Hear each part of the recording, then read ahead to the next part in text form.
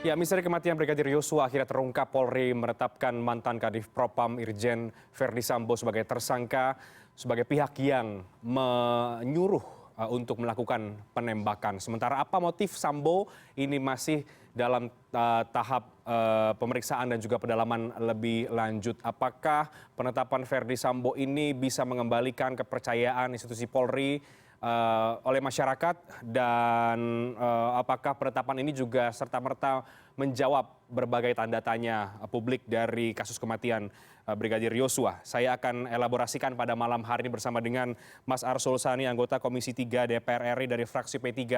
Ada Pak Agus Surono, Guru Besar Hukum Pidana dari Universitas Pancasila. Ada Pak Bambang Rukminto, pengamat kepolisian dari ISES. Selamat malam Bapak-Bapak. Selamat malam. Ya. Ya, hari ini tadi sudah kita lihat Kapolri mengumumkan tersangka baru, ya, ini adalah Verdi Sambo dalam kasus kematian Brigadir Yosua. Saya mau ke Pak Bambang terlebih dahulu sebagai pengamat kepolisian. Dari kacamata Anda, Pak Bambang, seberapa krusial penetapan Verdi Sambo ini sebagai tersangka bagi institusi Polri?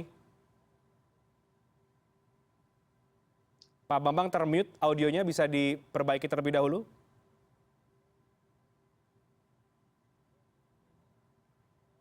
Pak Bambang masih termute audionya, Pak.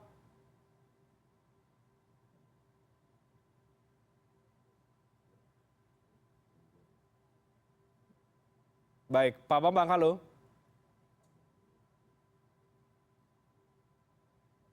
Oke, tampaknya masih belum bisa terdengar. Nanti akan dicek kembali. Saya ke Mas Arsul Sani dari Komisi 3 DPR RI. Mas Arsul, ini cukup menyita perhatian publik yang sangat besar dan hari ini sudah diumumkan tersangka Verdi Sambo.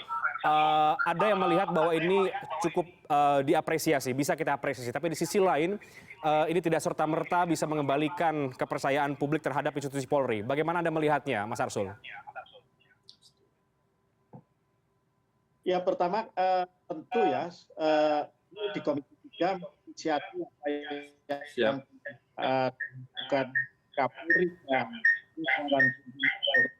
ya, ini Polri ini selalu dan kasus polisi ini, ya, apapun tentu kan merupakan sebuah bukan itu sebuah progres bagi kami.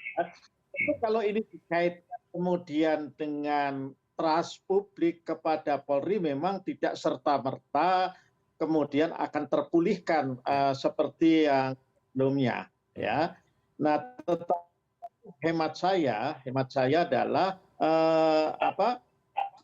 trust itu akan kembali terpulihkan ketika kemudian proses ini dari hari ke hari ya menunjukkan progres yang menuju kepada tentu baik kepastian hukum maupun keadilan, ya, keadilan bagi publik maupun bagi keluarga korban dalam ini Yosua, ya. Saya kira itu Mas Redhat, catatan saya yang pertama. Oke. Baik, jadi ini sebuah progres yang tentu tetap diapresiasi meskipun ini tidak serta-merta mengembalikan atau terpulihkan trust publik kepada Polri kalau kemudian tidak menunjukkan proses kepastian hukum dan juga keadilan bagi publik. Saya ke Pak Bambang. Pak Bambang bisa mendengar, Pak? Siap, sudah siap, Mas. Baik, seberapa krusial ini penetapan Verdi Sambo bagi institusi Polri sebagai tersangka ini? Ini sangat penting sekali karena menjawab asumsi-asumsi yang kemarin sangat liar sekali gitu loh, terkait dengan siapa yang menjadi otak pembunuhan dan siapa yang sangat berperan dalam kasus ini gitu loh. Kejanggalan-kejanggalan yang disampaikan kepolisian di awal sekarang hampir semuanya terjawab dengan penetapan tersangka Irjen Sambo ini. Saya setuju dengan yang disampaikan Pak Arsul Sani tadi terkait dengan bagaimana membangun kepercayaan masyarakat. Penetapan tersangka ini tentunya bukan satu-satunya cara untuk mengembalikan kepercayaan masyarakat, karena kalau melihat kejanggalan kemarin sejak awal dalam kasus ini bukan persoalan personal saja, tetapi ada masalah kelompok di dalam kepolisian ini. Yang ini yang harus dituntaskan oleh kepolisian. Tadi Kapolri juga menyampaikan ada 31 personil yang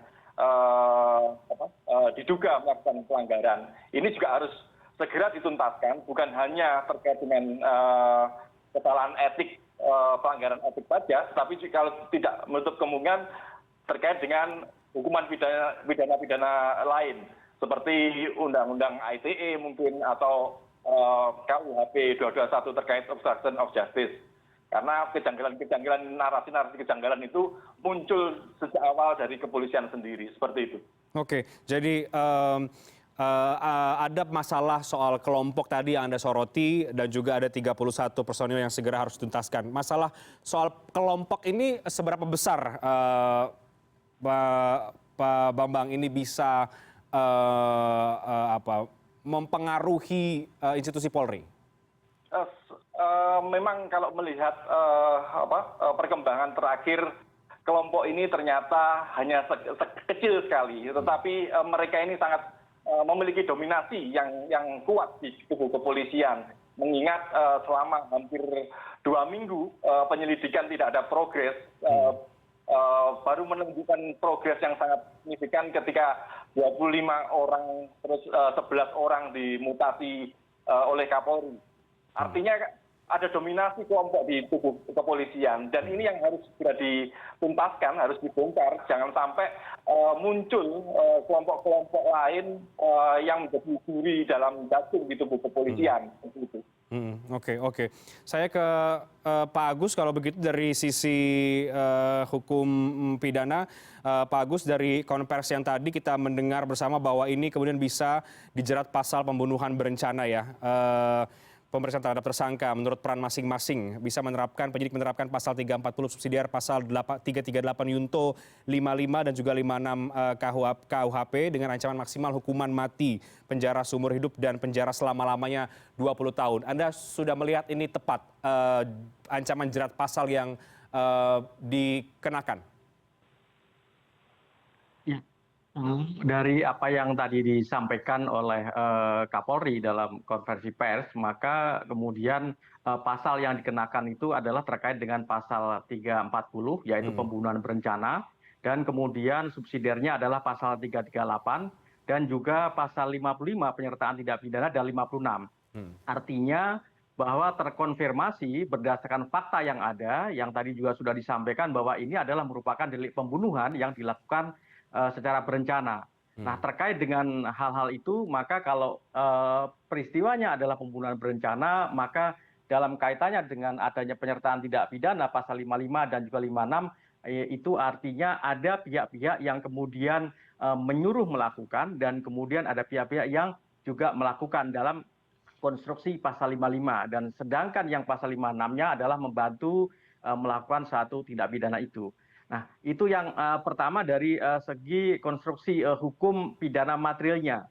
Namun yang juga patut kita cermati adalah terkait dengan bagaimana proses sampai kepada tahapan tadi konversi pers Pak Kapolri memberikan satu pendapat yang kemudian disampaikan secara gamblang sekali dan secara tegas. Artinya ini sudah mulai on the track ke arah apa yang disebut di dalam hukum acara pidana itu menerapkan asas prudent, asas kehati-hatian, dan juga asas due process of law. Karena inilah harus dilakukan oleh institusi kepolisian Republik Indonesia dalam kerangka untuk apa?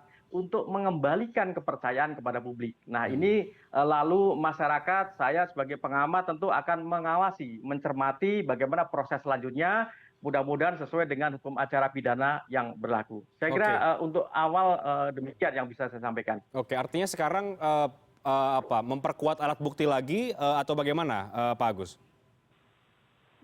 Ya, artinya kan dalam proses penyidikan satu perkara pidana itu kan dalam penetapan seseorang menjadi tersangka kan itu didasarkan pada minimal 2 alat bukti. Ya. Nah, tentu ketika sudah ditetapkan tersangkanya, maka minimal 2 alat bukti itu sudah ditemukan oleh penyidik.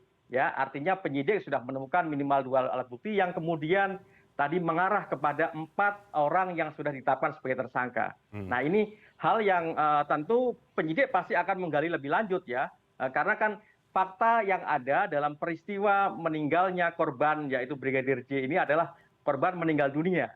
Ya, korban meninggal dunia ini adalah suatu fakta yang tidak bisa ditambah, tidak bisa dikurang. Perkara motifnya apa itu nanti penyidiklah yang akan kemudian menggali lebih lanjut mengenai motif-motif terjadinya suatu tindak pidana tersebut. Oke, baik. Mas Arsul, tadi juga disampaikan, ditegaskan kembali oleh Pak Bambang ya, bahwa ada 31 personil yang ini diduga juga ada dalam proses kematian Brigadir Yosua ini, di mana sebagian diantara juga diamankan, dan ada juga jenderal berbintang yang juga diamankan di Makobrimob. Proses kepastian hukum dan keadilan publik yang seperti apa yang ini bisa paling tidak memulihkan citra Polri ke depan, karena berkali-kali juga Presiden menegaskan jangan sampai kemudian kasus ini membuat citra Polri ini babak belur. Kita break dulu, tapi kami akan segera kembali sesaat lagi.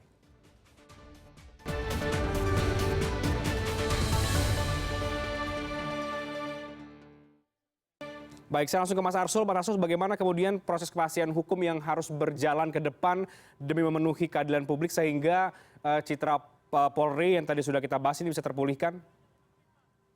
Ya, saya kira ada 2 sisi di situ ya.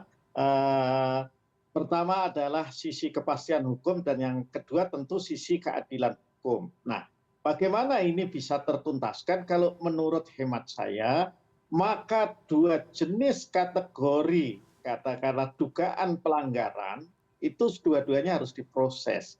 Yang pertama adalah mereka-mereka yang baik dari sisi etika profesi dan jabatan kepolisian itu melanggar etik, maupun dia juga merupakan bagian dari pelaku tindak pidana atau kejahatan yang menyebabkan hilangnya nyawa brigadir polisi itu ya.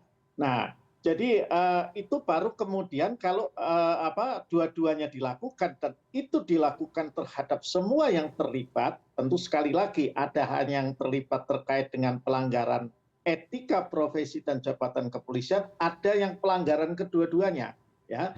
Bahkan menurut hemat saya yang terkait dengan katakanlah tindak pidana itu saya kira bisa jadi mungkin nanti Pak Agus Surono bisa lebih menajamkan ya, pasal yang dikenakan itu tidak hanya terkait dengan pembunuhan, pasal obstruction of justice, kemudian pasal yang lain-lain lah ya, itu juga perlu dikenakan meskipun kalau dalam konteks maksimal misalnya hukuman penjara juga tidak akan bisa lebih 10 tahun, tetapi itu bisa menjadi pertimbangan hakim ya ketika yang dilanggar itu adalah lebih dari katakanlah 1 klaster ya pasal yang ada di KUH pidana ya. Saya kira kita harus dorong dan kita juga harus support juga ya jajaran Polri ini untuk benar-benar menegakkan hukum. Kalau Polri ini bisa menegakkan hukum dalam kasus ini secara tuntas, secara menyeluruh, ya, saya yakin ini juga bukan saja akan mengembalikan trust atau kepercayaan publik Polri, tapi akan menjadi contoh, ya, ketika kasus yang sama itu terjadi di lembaga penegak hukum lain. Memang tidak bisa dipungkiri, ya, kalau kita merujuk pada yang kemarin-kemarin, ya, kecuali Polri sudah ada progres ketika kasusnya Irjen Pol Napoleon Bonaparte ya. Di penegak hukum lain kan ada kecenderungan, masih ada kecenderungan untuk tidak menuntaskan. Atau kalau dalam bahasa publiknya melindungi jajarannya sendirilah ya. Mungkin karena ini dari aplikasi Jiwa Korsa yang salah, Mas Reinhardt. Gitu. Oke. Ada masalah kelompok yang tadi juga disinggung oleh Pak Bambang. Ada 31 personil yang saat ini juga diamankan. Mas Arsul dari Komisi 3, menurut Anda sejauh mana Kapolri harus mengevaluasi lembaganya? Ya, tentu kan kalau evaluasi itu kan memang setiap waktu, dan setiap waktu itu kelembagaan kita ya, kementerian dan lembaga di pemerintahan kita itu kan tentu ada masalah. Tapi bahwa ketika Kapolri menjalani fit and proper test di hadapan kami semua dan menyampaikan konsep presisi, itu sesungguhnya ya yang disampaikan Kapolri itu komitmen ya untuk melakukan evaluasi bahkan overhaul kelembagaan ya. Nah, kalau kemudian evaluasi dan overhaulnya itu melalui penuntasan sebuah kasus, itu akan sangat baik sekali ya.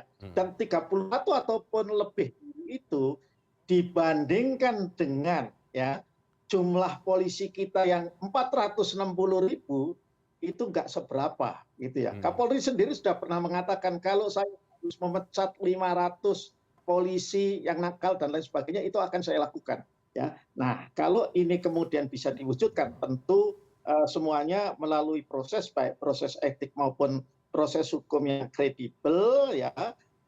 Ini saya yakin justru nanti hasil akhirnya akan sangat positif bagi Polri di mata publik. Oke, Pak Bambang, Anda setuju apa yang tadi disampaikan Mas Arsul atau ada catatan lain kalau kita bicara soal evaluasi lembaga Polri setelah ini?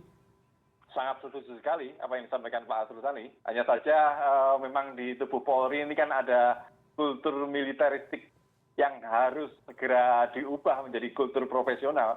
Karena dalam kultur militeristik itu bawahan itu harus taat pada komandan.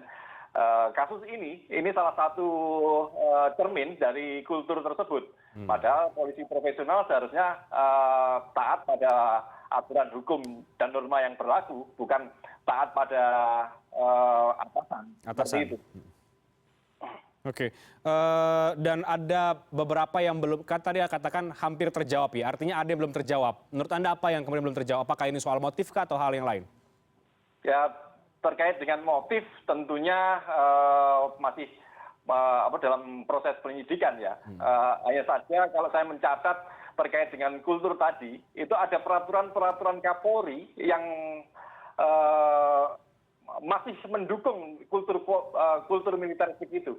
Seperti Perkap 7 tahun 2022 yang merupakan revisi dari peraturan Kapolri nomor 14 tahun 2011, itu menjadi semacam barier bagi personel kepolisian yang melakukan pelanggaran.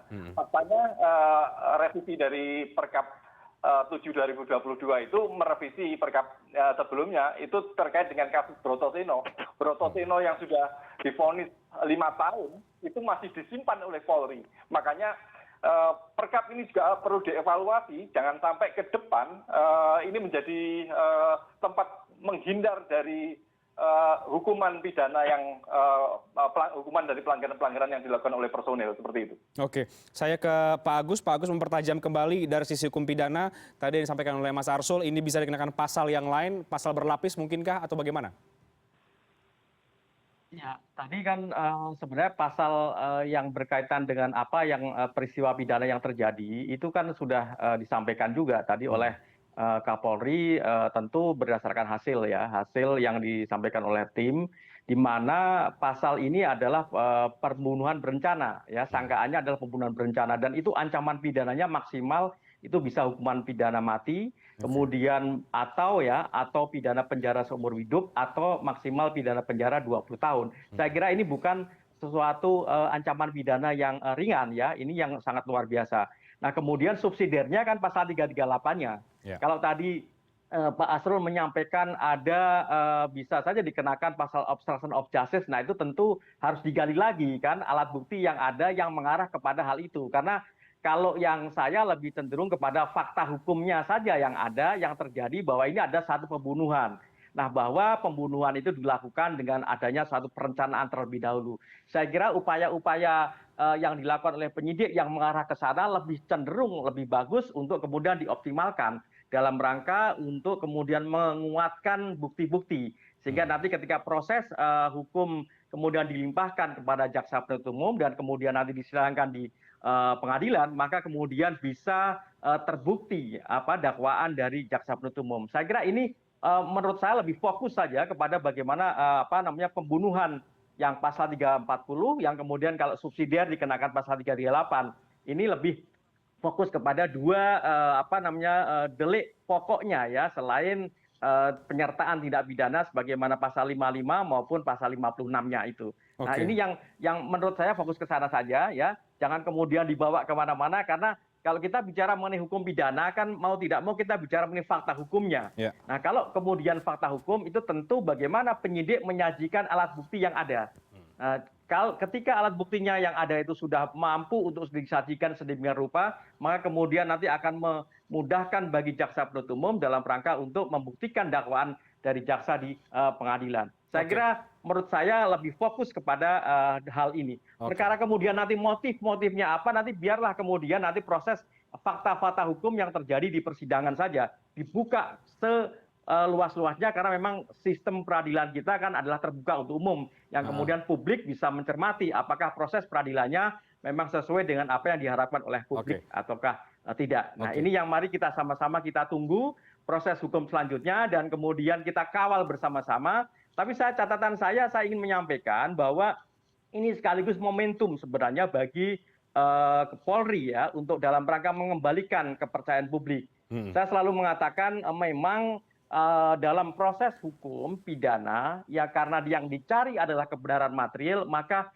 dua asas yang harus dilakukan dengan prudent dan kemudian due process of law ini harus ditempuh sedemikian rupa supaya benar-benar bukti-bukti yang kemudian kebenaran material yang nanti harus dibuktikan di pengadilan itu benar-benar bisa diwujudkan sesuai dengan apa yang menjadi harapan masyarakat dan akhirnya kemudian lahirlah apa yang disebut dengan harapan masyarakat, yaitu melahirkan satu proses hukum yang adil dan kemudian mencerminkan kepastian hukum. Saya kira demikian yang bisa saya tambahkan. Pak Agus, dari catatan Anda, menurut Anda ya, mengapa kemudian motif ini belum diungkap? Padahal peristiwanya sudah dibuka seterang benderang, disampaikan oleh Kapolri tadi, kemudian juga pelakunya sudah ditetapkan.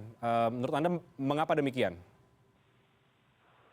Berdasarkan pengalaman saya ya, mengapa motifnya itu belum diungkap karena memang belum perlu dirangkaikan sedemikian rupa ya, apakah ada hubungan kausalitas antara peristiwa hukum yang A, B dan seterusnya terkait dengan akibat meninggalnya si korban itu ya, meninggalnya Brigadir Joshua itu. Nah, ini harus betul, harus pasti betul. Jangan sampai kemudian justru pengungkapan yang terburu-buru itu bertentangan dengan asas yang tadi saya sampaikan, asas prudent, asas kehati-hatian tadi. Nah, kalau itu terjadi, maka kemudian ya kepastian hukum tidak akan terwujud sebagaimana yang tadi disampaikan oleh Pak Arsul Sani begitu. Inilah yang kemudian harus kita tunggu ya sedemikian rupa, masyarakat, publik ya, terutama juga teman-teman media juga harus sabar menunggu untuk mengawal bersama-sama supaya proses hukum yang terjadi dalam peristiwa meninggalnya korban Brigadir J ini adalah benar-benar dilakukan dengan menerapkan asas prudent dan kemudian asas due process of law. Oke, baik, kita break dulu Bapak-Bapak. Kami akan segera kembali saat lagi melanjutkan dialog setelah penetapan Verdi Sambo sebagai tersangka. Tetap bersama kami di CNN Indonesia.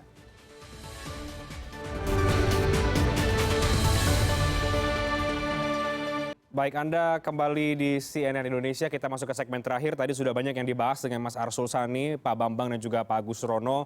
Terutama kalau kita bicara setelah penetapan Verdi Sambo sebagai tersangka dan citra Polri yang masih menjadi PR ke depan.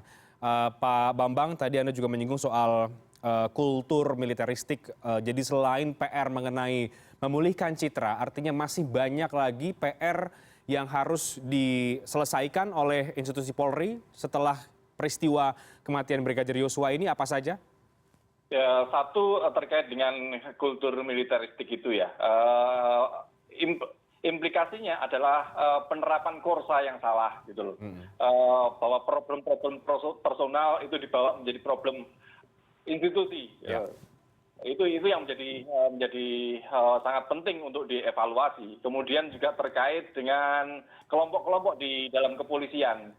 ini juga harus dipecahkan tersendiri selain terkait dengan penetapan tersangka yang penetapan tersangka Irjen FS itu hanya salah satu saja tentang ator penembakan dan pembunuhan ini hanya salah satu saja.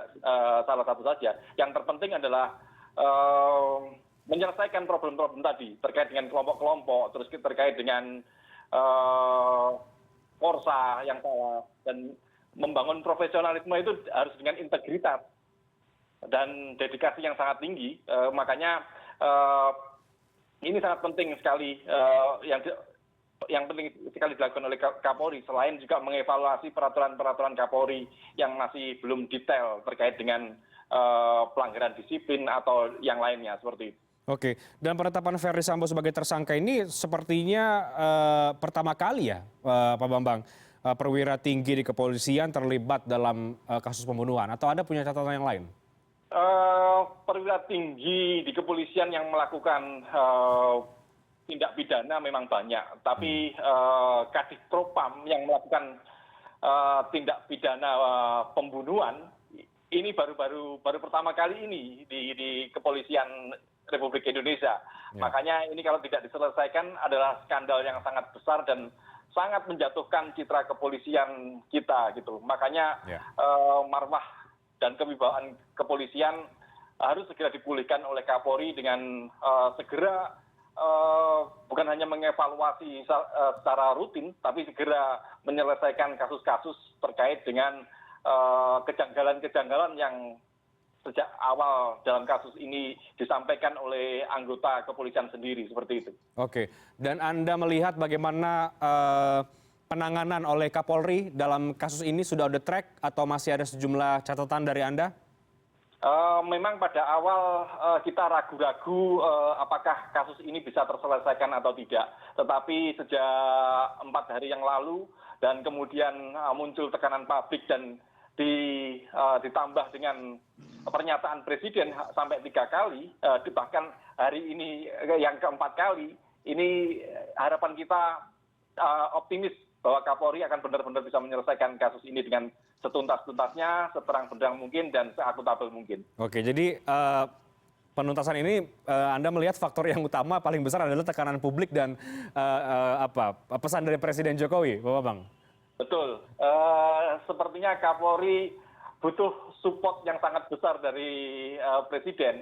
Kalau tadi kita melihat bahwa Kapolri dipanggil oleh Presiden bersama Panglima TNI, artinya sebenarnya semua elemen ini mendukung keputusan dan tongkat komando yang sudah diserahkan kepada Kapolri oleh Presiden gitu. Makanya kembali lagi bahwa ini bagaimana komitmen Kapolri dengan jargon presisinya itu benar-benar diimplementasikan dan dibuktikan dan dipersembahkan pada bangsa ini agar bangsa ini kembali mencintai Polri dan bisa merasa aman dan nyaman, dilindungi, diayomi, dan dilayani oleh kepolisian. Oke, baik. Mas Arsul, sudah on the track apa yang dilakukan oleh langkah-langkah yang diambil oleh Kapolri dan faktor tekanan publik yang besar dan juga faktor dari pesan atau apa yang disampaikan oleh Presiden Jokowi. Tanggapan Anda?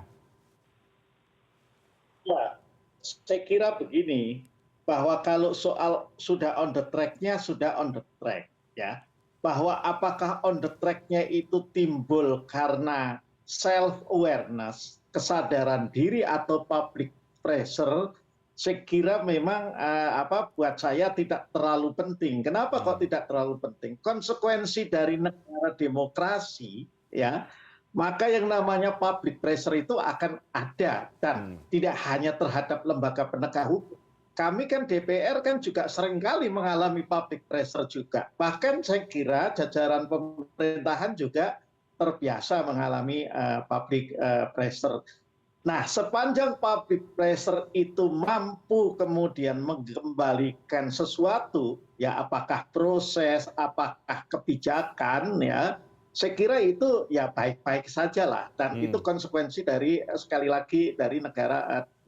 Yang paling penting kita juga harus ya dalam tanda kutip barangkali mengingatkan juga publik termasuk teman-teman media, Mas Reinhardt, ya kalau dalam setiap peristiwa tindak pidana seperti ini, itu kan kalau kata Pak Agus Surono ada dua unsur. Yang pertama yang selalu disebut actus reus atau perbuatan pidananya itu sendiri, dan yang kedua mens rea. Nah sekarang actus reusnya itu sudah terungkap dengan keterangan Kapolri tadi, pasti nanti publik akan segera mengejar mens rea-nya apa ini, motif dan lain sebagainya. Nah saya sepakat dengan Pak Agus, ini sesuatu yang memang on proses. Nah kalau on proses itu nggak bisa diungkap buru-buru. Baru akan ketahuan paling cepat nanti di dalam surat jaksa biasanya. Ya itu akan seperti itu. Nah jadi ini juga kita harus dalam tanda kutip mengedukasi publik juga, ya.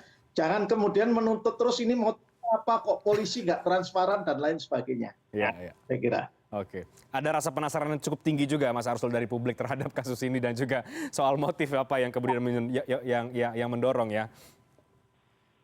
Satu lagi Mas, boleh. Ya, saya ke Pak Agus. Terakhir Pak Agus, dalam proses hukum ke depan, apakah masih ada kemungkinan mungkin kejutan-kejutan lain muncul karena motifnya belum diungkap, atau mungkin hal-hal yang bisa dianggap meringankan Irjen Verdi Sambo? Ini, saya kan tidak bisa kemudian berasumsi-asumsi, karena kalau kita bicara mengenai hukum pidana itu kan harus bicara mengenai fakta hukumnya seperti apa.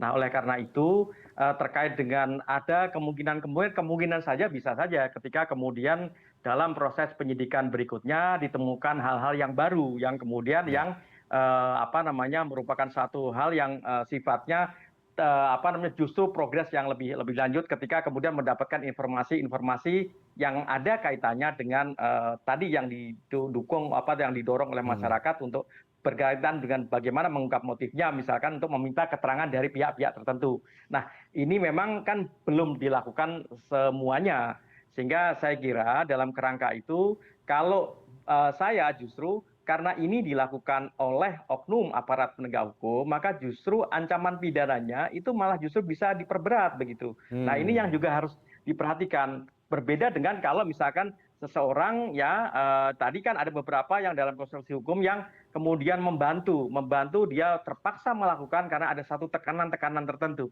Nah ini juga pasti ada hal-hal yang kemudian dalam proses penjatuhan pidana, dalam proses pemidanaan di pengadilan itu ada hal-hal yang memberatkan dan juga ada hal-hal yang meringankan. Nah nanti akan kemudian terungkap di dalam fakta-fakta di persidangan itu apa hal-hal yang kemudian bisa dijadikan sebagai pertimbangan oleh majelis hakim untuk memberatkan, kemudian sebaliknya apa hal-hal yang bisa kemudian dijadikan pertimbangan oleh majelis hakim untuk meringankan para pelaku tindak pidana yang berkaitan dengan kasus ini begitu. Nah ini yang penting. Tapi saya terakhir ya kalau boleh saya itu menyampaikan sekali lagi bahwa ini momentum yang tadi sudah saya sampaikan untuk kemudian Polri mengembalikan kepercayaan kepada publik, ya dengan cara bagaimana, dengan cara kemudian memulai memilah-milah, memilih-milih, ya saya kira teman-teman yang mempunyai profesionalisme, mempunyai kompetensi dan juga mempunyai integritas. Saya kira masih banyak. Saya kira ya kalau Pak Arsul Sani di Komisi 3 tahu persis siapa-siapa saja kemudian SDM di kepolisian yang masih mempunyai kompetensi dan masih mempunyai integritas. Ini momentum untuk kemudian mengembalikan kepercayaan kepada publik terkait dengan salah satu aparat penegak hukum yang kemudian ini menjadi bagian dari, kalau dalam hukum pidana itu kan criminal justice system, ya kepolisian mempunyai peran yang sangat penting sekali dalam kerangka untuk kemudian mewujudkan sistem hukum yang sesuai dengan harapan masyarakat. Baik, jadi demikian yang bisa saya tambahkan terkait itu. Ya, baik. Jadi pengungkapan kasus ini di satu sisi kita apresiasi, tapi di sisi lain juga ini tidak serta-merta memulihkan citra Polri dan tentu kita mendorong agar ini dijadikan momentum ya yang tadi sudah banyak kita bahas untuk mengevaluasi dan juga memulihkan citra dari institusi Polri. Terima kasih banyak Pak Bambang, Pak Agus Surono, Mas Arsul Sani. Kita akan lihat proses hukum ke depan setelah penetapan Verdi Sambo dan 3 tersangka lain sebagai tersangka dalam kasus kematian Brigadir Yosua. Kita pantau dan kita kawal bersama. Terima kasih banyak Bapak-bapak, selamat malam. Sehat selalu. Salam sehat. Terima kasih.